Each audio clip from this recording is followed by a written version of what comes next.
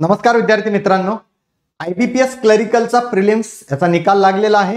Unexpectedly खूप जणांचे pre clear झालेले आहेत। सोबत मागच्या 6, 7, 8 महिने किंवा त्यापेक्षा जास्तही वर्ष, एखादा वर्ष दीड वर्षापासून तयारी करणारे विद्यार्थी यांचेही प्रिलिम्स क्लिअर झालेले आहेत। नो डाऊट नवीन विद्यार्थ्यांचे क्लिअर झालेले आहेत, बॅच चालू असलेल्या विद्यार्थ्यांचे निकाल आलेले आहेत।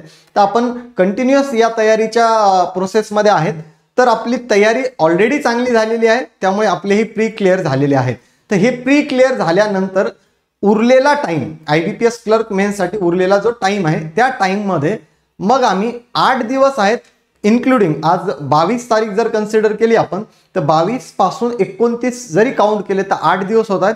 तर या 7-8 दिवसामध्ये आम्ही नेमका IBPS क्लर्क मेन्सचा काय अभ्यास केला, त्यातही लॉजिकल रिझनिंग या सेक्शनसाठी आम्ही किती वेळ दिला पाहिजे आणि त्यापैकी कोणते टाइप आहेत, कोणत्या सेक्शनवर आम्ही जास्त इन्व्हेस्टमेंट केली पाहिजे पुढचे 7-8 दिवस, त्या जेणेकरून आम्हाला ॲटलिस्ट या 7-8 दिवसामधून 5 ते 10 मार्काचा एक साइड एज भेटून आम्ही तो स्कोर कॅल्क्युलेट करू शकतो ॲज ॲडिशनल स्कोर म्हणून। तर त्याच पद्धतीने आपल्याला हे पुढचे 8 दिवस लॉजिकल रिझनिंगच्या सेक्शनमध्ये आपल्याला काय स्ट्रॅटेजी असली पाहिजे, कोणत्या टेस्ट आपण दिल्या पाहिजे, काय गोष्टी फॉलो केल्या पाहिजेत, हा सगळा पार्ट पुढच्या 10 मिनिटांमध्ये आपल्याला या व्हिडिओच्या माध्यमातून बघायचा आहे। सोबत SBI क्लरिकल मेन्स आपला झालेला आहे, त्यामुळे SBI क्लरिकलचा झालेला अभ्यास हा जशाला तसा आपल्याला IBPS क्लर्क मेन्सलाही कामी येणार आहे। आणि आजच ज्या RRB PO च्या प्रिलिम्स झालेल्या आहेत, येणाऱ्या डिसेंबरच्या पहिल्या आठवड्यामध्ये RRB क्लरिकलच्या प्रिलिम्स आहेत। या RRBच्या एक्झामसाठी पण हे केलेलं प्रिपरेशन आपल्याला जशाला तसं 100% कामी येणार आहे। त्यामुळे हा जो फ्लो आहे SBI क्लरिकल मेन्स किंवा त्याच्या आधी आपण म्हणू IBPS PO मेन्स पासून SBI PO मेन्स पासून थ्रूआउट आता SBI क्लर्कची मेन्स, IBPS क्लरिकलची मेन्स, RRB PO आणि RRB क्लरिकलची मेन्स या सगळ्यांसाठीचा जो फ्लो अभ्यासाचा चालू आहे, त्यामध्ये आपल्याला कुठेही ब्रेक नसेल तर सगळ्याच एक्झाम आपल्याला स्मूथली अटेंड करता येतील। त्यामुळे आपल्याला पहिल्यांदा बघायचं आहे IBPS क्लर्कसाठी आपण पुढचे 7 दिवस 8 दिवस काय करू शकतो। फर्स्ट आपल्याला याच्यासाठी प्रॅक्टिस जी घ्यायची आहे, यूट्यूब लेक्चर जे घ्यायचे आहेत ते सगळे फ्री ऑफ कॉस्ट असतील, ज्यामध्ये रिझनिंग, इंग्लिश आणि कॉन्ट रिझनिंग मी घेणार आहे। त्यानंतर सोबत क्षितिज बालेराव सर इंग्लिशचा पार्ट घेतील आणि कॉन्टसाठी आपल्याला शरद जाधव सर या यूट्यूब लेक्चर्स मध्ये असतील, ज्यामध्ये आपल्याला हे लेक्चर्स शरद सर स्टार्ट करतील, ज्याच्यात आपण हेडिंगच बघितलं तर 5 तास नॉनस्टॉप आपल्याला हे व्हिडिओ घ्यायचे, ज्यामध्ये शरद सर 6 ते 8 स्टार्ट करतील, जे की उद्या म्हणजे संडे पासून 23 तारखेपासून स्टार्ट होणार आहे। त्यानंतर रिझनिंगचा पार्ट मी 8 ते 9:30 मध्ये घेईल आणि क्षितिज सर हे 9:30 ते 11 मध्ये हा पार्ट कंटिन्यू करतील। पुढे येत असताना आपल्याला IBPS क्लर्क मेन्सच्या बाबतीत जी आलेली ऍड होती, ज्यामध्ये आपण हा पूर्ण इम्पॉर्टंट डेट्स वाला कॉलम जर बघितला तर त्यामध्ये आलेली ऍड ऑगस्ट मध्ये असेल। त्यानंतर थ्रूआउट सगळा हा पार्ट जशाला तसा चालू आहे, ज्यामध्ये ऑनलाईन मेन्स एक्झाम ही नोव्हेंबर 2025 मध्ये शेड्यूल होती, ती ॲज इट इज होणार आहे। आणि इकडे त्याच नोटिफिकेशन मध्ये आलेलं प्रिलिम्स आणि मेन्सचं स्ट्रक्चर, एक्झाम पॅटर्न जो आहे तो इथं दिलाय।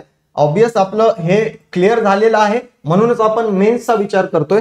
तर मेन्स मध्ये आपल्याला जनरल अवेअरनेस आणि फायनान्शियल अवेअरनेसचा एक सब्जेक्ट 40 क्वेश्चन 50 मार्क्ससाठी, ज्यासाठी 20 मिनिट हा सेक्शनल टाइम अलॉट केलेला आहे। त्यानंतर जनरल इंग्लिश आपल्याला 40 क्वेश्चन 40 मार्क 35 मिनिट्स यामध्ये आपल्याला सेक्शनल टायमिंग आहे। रिझनिंग ॲबिलिटीचा जो पार्ट आहे 40 क्वेश्चन 60 मार्क्स साठी आपल्याला दिलेले आहेत। तर या सगळ्या कॉलम मध्ये बघितलं तर सगळ्यात जास्त वेटेज रिझनिंग विषयाचा आहे, तर तो पार्ट आपला होतोय। त्यानंतर ज्याच्यासाठी आपला 35 मिनिट्सचा वेळ आहे, नंबर ऑफ क्वेश्चन 40 आहे। क्वांटिटेटिव्ह ॲप्टिट्यूड क्वांट मध्ये आपल्याला 35 क्वेश्चन्स 50 मार्क्ससाठी, असा टोटल नंबर ऑफ क्वेश्चन 155 आणि 200 मार्कचा हा पेपर आहे। 200 मार्कचा पेपर असताना आपल्याला मेन्सचा टायमिंग जर बघितला तर 120 मिनिट म्हणजे 2 तासाचा हा पेपर आपला असणार आहे। पुढे बघू आपण याच्यामध्ये नोटिफिकेशन जेव्हा आलेली होती, त्यामध्ये महाराष्ट्र स्टेटसाठी आपल्याला आलेल्या जागा, काही स्टुडंटनी अदर स्टेटमध्ये पण अप्लाय केला असेल, पण महाराष्ट्राच्या बाबतीत जर बोलायचं झालं तर आपल्याला टोटल वॅकन्सीचा आकडा जर बघितला तर 1117 असा त्या टाइमला जेव्हा नोटिफिकेशन आलं होतं तेव्हा डिक्लेअर झालेलं होतं। पण त्यानंतर वेगवेगळ्या बँकांनी त्यांचे नोटिफिकेशन काढून ज्या रिक्रुटमेंटचा आकडा त्यांच्या बँकेचे भरण्यात येणार, जसे सेंट्रल बँक असेल किंवा बाकीच्या बँक्स असतील, त्यांनी सांगितले की आमच्या नंबर ऑफ वॅकन्सीज वाढणार आहेत। तर तो आकडा जर बघितला आपण तर 2016 नंतर IBPS क्लरिकल IBPS क्लरिकल साठी ही सगळ्यात मोठी रिक्रुटमेंट आहे. या नंबर ऑफ वॅकन्सीज 2016 मध्ये अशा आपल्याला बघायला भेटल्या होत्या, त्या आता आपल्याला 2025 मध्ये भेटत आहेत. आणि खूप चांगली गोष्ट अशी झालेली आहे की खूप फ्रेशर्स विद्यार्थ्यांचे प्रिलिम्स क्लिअर झालेले आहेत, त्यामुळे मेन्ससाठी आपल्याला खूच जास्त स्कोप आहे. त्यामुळे आपल्याला नंबर ऑफ वॅकन्सीज जास्त आहेत, याचा फायदाही होणारच आहे. एक्झाम अनालिसिस जर बघितलं आपण वर्ष 2023चं, ज्यामध्ये आपल्याला क्वांट, रिझनिंग, इंग्लिश आणि जनरल अवेअरनेस याच्या सगळ्याच ठिकाणी जर बघितलं तर मॉडरेट टू डिफिकल्ट हा पॅटर्न बघायला भेटलाय. हा 2023चा आहे.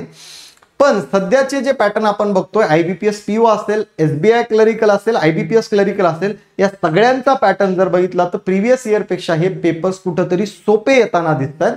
त्यामुळे अटेम्प्ट पण आपले वाढलेले दिसत आहेत. बरं, 2023 मध्ये लॉजिकल रिझनिंग या सेक्शन मध्ये आपल्याला बघा विचारले गेलेले क्वेश्चन.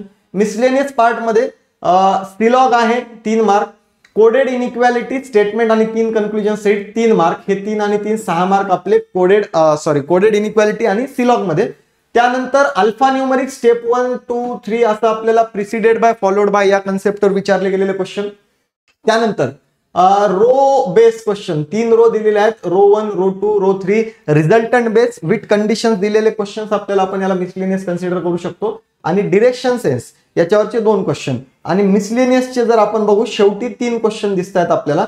तर या सगळ्या सेक्शनला जर बघितलं आपण तर मिसलेनियस मध्ये pair of letter, meaningful word वगैरे असे क्वेश्चन हे 3.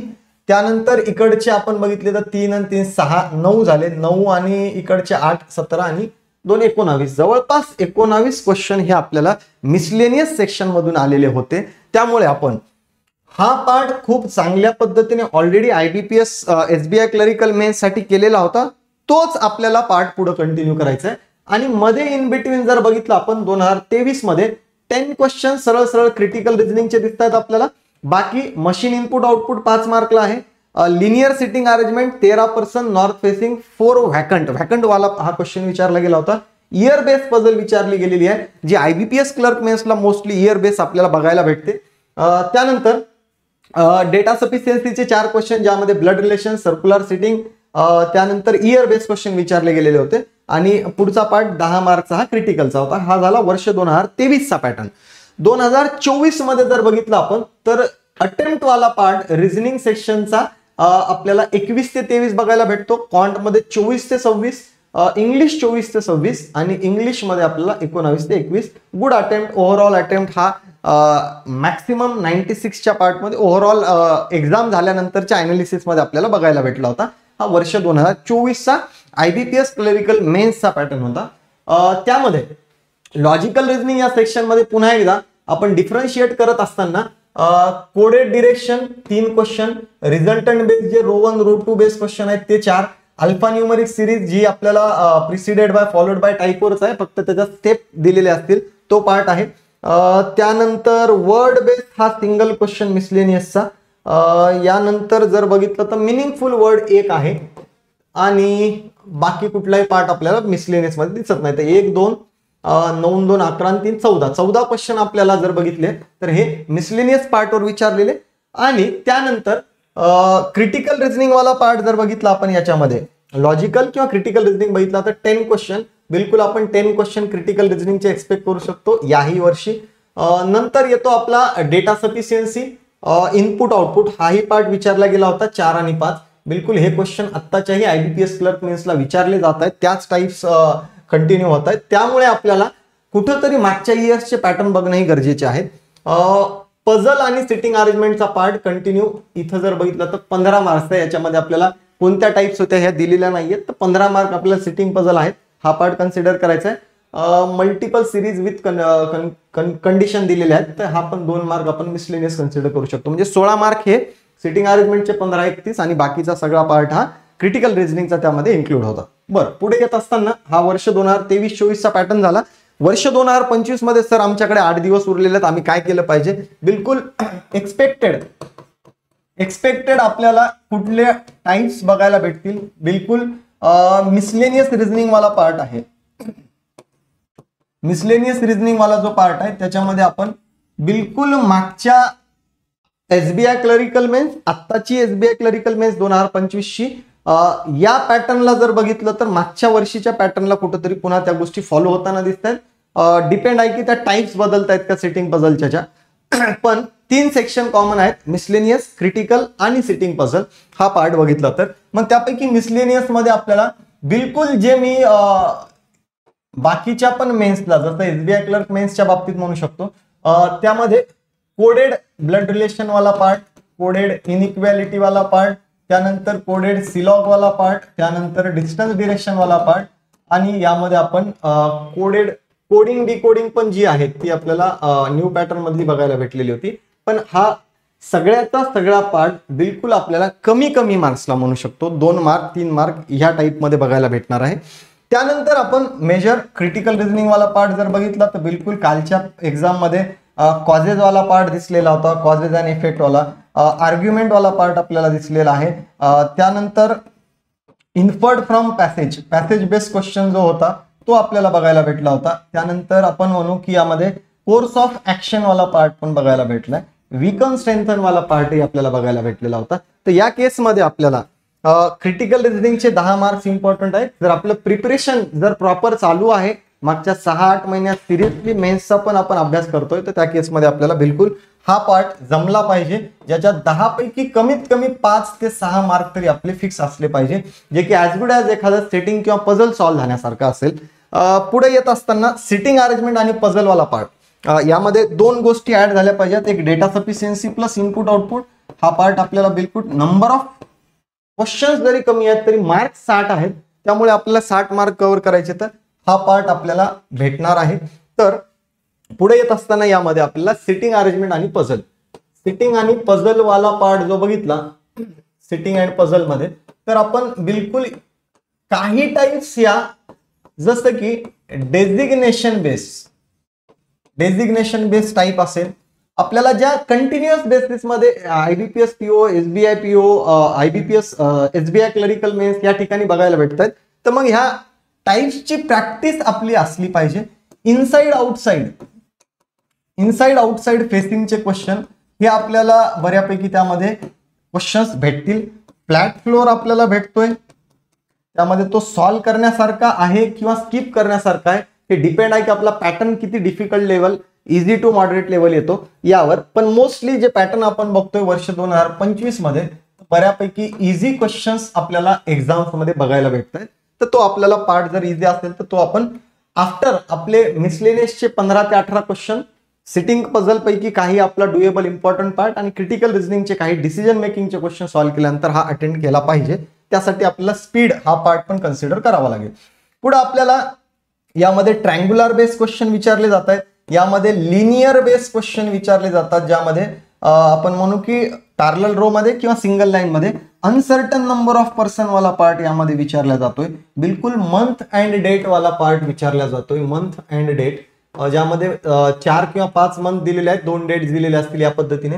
बॉक्स बेस वाला पार्ट बिलकुल विचारला जातोय. तर ह्या काही टाइम सिटिंग पझलच्या ज्या कंटिन्युअस बेसिसवर विचारले जातात, तर त्याची मला प्रॅक्टिस प्रॉपर झाली पाहिजे. हा पार्ट एक लक्षात ठेवायचा आहे. तर एक्सपेक्टेड आहे की ह्या पद्धतीचं आपल्याला रिझनिंग बघायला भेटू शकतो. पण पुढे मला एक्स्ट्रा प्रॅक्टिस मध्ये काय करायचंय, जेणेकरून मला कमी वेळेत जास्त मार्क भेटले पाहिजे, कमी वेळेमध्ये जास्त मार्क भेटले पाहिजे.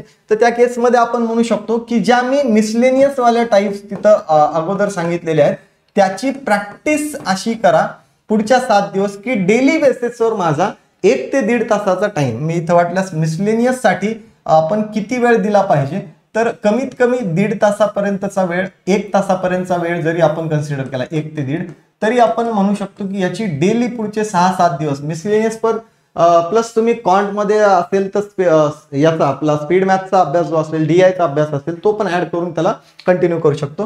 कोडेड मध्ये आपल्याला प्रॅक्टिस करायची आहे ब्लड रिलेशनची, सिलॉगची, कंटिन्यू बेसिसवर डिस्टन्स डिरेक्शनची, इनइक्वॅलिटीची, ह्या सगळ्याच पार्टला आपल्याला लक्ष द्यायचं आहे.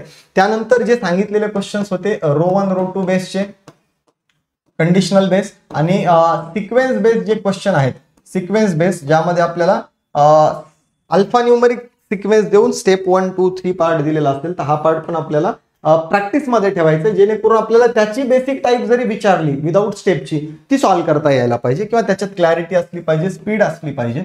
त्यानंतर हा पार्ट केल्यानंतर आपल्याला बाकीचा वेळ रिझनिंग सोडून जर बघितलं तर जीए सारख्या विषयाला एखाद्या मेन्सच्या अगोदर आपल्याला 2.5 ते 3 तास बिलकुल दिले पाहिजेत, जेणेकरून त्याचा चांगला अभ्यास रिव्हिजन हा पार्ट झाला पाहिजे. मेमरी बेस्ड पेपर जे आहेत, मेमरी बेस्ड पेपरचा पार्ट आपण युट्यूब लेक्चर मध्ये पण कव्हर करणार आहेत. तर हे मेमरी बेस्ड पेपर जे आहेत त्या मेमरी बेस्ड पेपरला ऍटलीस्ट 2022, 2023, 2024 मागच्या 3 वर्षाच्या पेपरमध्ये आलेला पॅटर्न आपण बघितला पाहिजे. तो पॅटर्न एकदा सॉल्व्ह करून बघितला पाहिजे. मग तो पीडीएफ फॉर्मॅटमध्ये भेटतोय तुम्हाला किंवा मॉक फॉर्मॅटमध्ये भेटतोय, मॅटर करत नाही, ती प्रॅक्टिस झाली पाहिजे. त्या माइंडसेट मध्ये आपण गेलो पाहिजे की ह्या टाईपचे क्वेश्चन आपल्याला तर येणार आहेत, तर आपण ते आधी काही सॉल्व्ह केलेले असले पाहिजे. त्यानंतर सिटिंग पझलची एक्स्ट्रा प्रॅक्टिस सर आता काही ऍडिशनल नवीन करू का, तर बऱ्यापैकी इथे एक लक्षात ठेवायचं की 3 मॉक जर देतोय तर प्रत्येकी 4 सेट जरी म्हणलं तरी 12 ते 13 सेट आपले बिलकुल 3 पेपर मधून होणार आहेत. तर तो पार्ट क्लरिकल मेन्सचाच आहे, तर तो आपण जरी केला तरी बऱ्यापैकी सिटिंग पझलची प्रॅक्टिस होते. नवीन कुठलीही गोष्ट या 7-8 दिवसात ऍड करू नाही. आणि एक्झामचा जो अप्रोच आहे तो या 7 दिवसात जो सेट करणार आहे आपण, मागच्या काही दिवसापासून आपण ज्या पद्धतीने टेस्ट देतोय, ज्यामधला आपला रिझनिंगचा सिक्वेन्स जर बघितला तर मिसलेनियसचे मार्क घेणे, तो पार्ट सिक्युअर करणे, तो कमीत कमी वेळेमध्ये व्हावा यासाठी एक्स्ट्रा प्रॅक्टिस. त्यानंतर लगेच आपण मिसलेनियस झालं की सिटिंग पझल मधला माझा डुएबल पार्ट आणि क्रिटिकल रिझनिंग, आपलं इंग्लिश चांगलं असेल तर आधी क्रिटिकल आणि नंतर डुएबल सिटिंग पझल केल्या तरीही चालतील. ते डिपेंड आहे आपल्याला कोणत्या पद्धतीने आपलं सिटिंग पझल प्रिपेअर झालेलं आहे किंवा आपल्याला क्रिटिकल रिझनिंग किती पद्धतीनं येते. आणि त्यामध्ये आपल्याला नंतर जो इनपुट आउटपुट डेटा सफिशियन्सीचा पार्ट आहे त्याचे मार्क घ्यायचे आहेत. इनपुट आउटपुट मध्ये लॉजिक भेटत असेल, स्टेप मधल्या चेंजेस भेटत असतील तर बिलकुल मार्क घेण्यासाठी अवघड नाहीये. आणि डेटा सफिशियन्सी बाकीचे आपले मिसलेनियसचे टॉपिक क्लिअर असल्यामुळे त्याच्यातून आपल्याला मार्क भेटणार आहेत. तर त्यामुळे तो पार्ट आपला असला पाहिजे. हा झाला याच्यामधला पार्ट. बाकी जर टाइमचा जर बघितला तर मेमरी बेस मध्ये आपण क्वांट एलआर इंग्लिश तिन्ही जर ऍड ठेवले तर याच्यातला दिवसभरातला 3-1 तासाचा वेळ जर गेला तर त्याच्यामध्ये प्रॉपर टेस्ट देऊन त्याचं अनालिसिस करणंही गरजेचं आहे, तेही झालं पाहिजे. अल्टरनेट डेला आजपासून जर तुम्ही दिली की उद्या 23 तारखेला 25 तारखेला 27ला तर 28चा गॅप देऊन आपण एक्झामला जाऊ शकतो, हाही पार्ट आहे. त्यामध्ये बऱ्यापैकी तुमचे सगळे सेक्शन क्वांट एलआर इंग्लिश पण त्यामध्ये कव्हर होत आहेत, तर तो पार्ट आपण मेमरी बेसवाला केला पाहिजे. टायमिंग या पद्धतीने ठेवा की आपल्याला जीएला जास्त वेटेज द्यायचंय, जास्त रिडिंग करायची आहे, मेमरी बेसला वेळ द्यायचा आहे, क्वांट रिझनिंगला डिवाइड करून त्या पद्धतीने वेळ द्यायचा आहे. तो शेड्यूल तुम्ही तुमच्या पद्धतीनेही बनवू शकता किंवा असलेल्या आपल्या सगळ्याच फॅकल्टीला तुम्ही येऊन भेटू शकता. त्या पद्धतीने तुमचं एक स्टडी प्लॅन पुढच्या 7-8 दिवसाचा बनवला, जेणेकरून खूप जास्त नवीन 10-15 गोष्टी वेगळ्या वेगळ्या करण्यापेक्षा 4-5च गोष्टी त्या शेड्यूल पद्धतीने रोजच्या रोज 7 दिवस केले तर जेणेकरून माझे 5-10 मार्क इम्प्रूव्ह झाले पाहिजे. यात ऍडिशनल सगळ्यात महत्वाची गोष्ट आहे, जे विद्यार्थी असे होते ज्यांच्या बॅचेस चालू आहेत आणि अनएक्सपेक्टेडली खूप जास्त जणांचा तसा रिझल्ट आलेला आहे, तर तसे विद्यार्थी डिरेक्टली काउन्सिलिंगला आल्यानंतर म्हणतात की सर आमची प्री निघणार होती, हे आम्हालाच माहिती नव्हतं, आता 7 दिवसात काय करू. जे विद्यार्थी आता जीएच्या बाबतीत जर बोललो आपण तर जून जुलैच्या आधीचंही जीए आता एसबीआय क्लर्क मेन्सला विचारलं गेलं. जर 7-8 महिन्याच्या आधीचं जीए जर आपल्याला विचारलं जाते आणि आपण म्हणतोय की आम्ही कुठलाही अभ्यास केलेला नाही, कुठलीही मॉक टेस्ट दिली नाही, तर 7 दिवसात काहीतरी असं सांगा की जे सगळाच अभ्यास होईल. ते कुठंतरी इम्पॉसिबल दिसते, पण त्याच्यात असं काहीच नाहीये की इम्पॉसिबल दिसतंय तर अभ्यास नाही केला पाहिजे. बिलकुल फॅकल्टीला भेटून त्याचा एक शेड्यूल बनवा. 7-8 दिवसात जीए काय केलं पाहिजे, क्वांट काय केलं पाहिजे, इंग्लिश काय केलं पाहिजे, रिझनिंग काय केलं पाहिजे, हा सगळ्यांचा एक टाइम टेबल बनवा 7-8 दिवसाचा आणि त्या पद्धतीने त्या फॅकल्टीला विचारून त्याची प्रॅक्टिस चालू करा, त्याचे सोर्स विचारा. या पद्धतीने जर प्रॅक्टिस केली तर आपण ऍटलीस्ट 7 दिवसात, बाकीचे जर मागच्या 6 महिन्यापासून अभ्यास करतायत तर या 7 दिवसात बाकी लोक 6-7 तास अभ्यास करतायत, तर आपण 8-9-10 तास अभ्यास करून याला फुल एफर्ट देऊन 100% आपलं जे आहे ते देऊन जर आपण फेस केलं तर आपल्याला बिलकुल त्याच्यामध्ये फुल नाही फुलाची पाकळी, मेन्सचा अनुभव आणि काही मार्क हाही पार्ट येईल. आणि आपलं जर नशीब चांगलं, मेन्स थोडी सोपी आली, जीए त्या पद्धतीनं वाचण्यातलं आलं, काय सांगावं आपल्याला, जशी प्री अनएक्सपेक्टेड निघली तसंच अनएक्सपेक्टेड मेन्स निघून जॉबही लागू शकतो. त्यासाठी या सगळ्या गोष्टी आपल्याला लक्षात ठेवायच्या आहेत. त्यामुळे हा स्ट्रॅटेजीवाला पार्ट आपण लक्षात ठेवायचा आहे. सांगितलेल्या प्रॅक्टिसच्या गोष्टी आपल्याला करायच्या आहेत आणि प्रॅक्टिससाठी आपण जे युट्यूब लेक्चर घेणार आहे तोही पार्ट आपल्याला उद्या रविवारपासून संध्याकाळी 6 ते 11 या टाइममध्ये पुढचे फक्त 5 दिवस डेडिकेटेडली अटेंड करायचा आहे. आणि ते आपल्याला ज्या पद्धतीने प्रॅक्टिस सांगितली त्या पद्धतीने कंटिन्यू ठेवायचे. सगळ्याच विद्यार्थ्यांना या स्टडी प्लॅन किंवा 8 दिवसाच्या तयारीसाठी अभ्यासासाठी खूप खूप शुभेच्छा. येणाऱ्या मेन्ससाठी पण शुभेच्छा. आपण बिलकुल लास्ट मिनिट टिप किंवा एक्झाम झाल्यानंतर त्याचं अनालिसिस या पार्टमध्ये पुन्हा भेटणार आहे. धन्यवाद.